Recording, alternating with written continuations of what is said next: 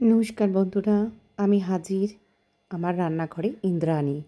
আজকে বানিয়েছিলাম ইলিশ মাছের তেল ঝাল, আর তার জন্য কিছু ইলিশ মাছ ভাজা করে রেখেছিলাম ভাজা খাবো বলে। আর কিছু ইলিশ মাছ নিয়ে ভালো করে টক দই, জল ঝরানো আর নুন দিয়ে মাখিয়ে, কাঁচা লঙ্কা বাটা দিয়ে মাখিয়ে রেখে দেবে। আর কিছু নিলাম, দেখো, পেঁয়াজ কুচি, কাঁচা লঙ্কা, আর নিলাম 2 কোয়া মতো রসুন, যেটা পেস্ট করলাম। করার পর ভালো করে তেলটা গরম হলে তেলের মধ্যে দিয়ে দাও।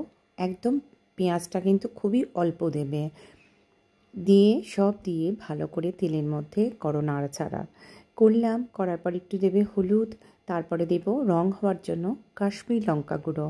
আমি কোনো ঝালের লঙ্কা গুঁড়ো দিইনি বন্ধুরা, তো এটা দিয়ে দিলাম। দেওয়ার পর এবার এরকমভাবেই তুমি নাড়াচাড়া করতে থাকবে।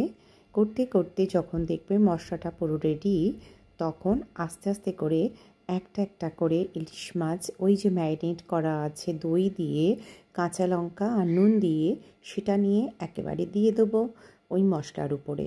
দিয়ে একদম ঢাকা দিয়ে দেবো। ঢাকা দিলে অটোমেটিক্যালি মাছটা, গ্যাসটা কমিয়ে দেব, দিয়ে হয়ে যাবে আমার এই মাছটা। দেখো পুরো রেডি, আর খেতে হয়েছিল দারুণ। একবার বানিয়ে দেখো, বারবার তোমাদের খেতে ইচ্ছা করবে। তো কেমন লাগলো জানি।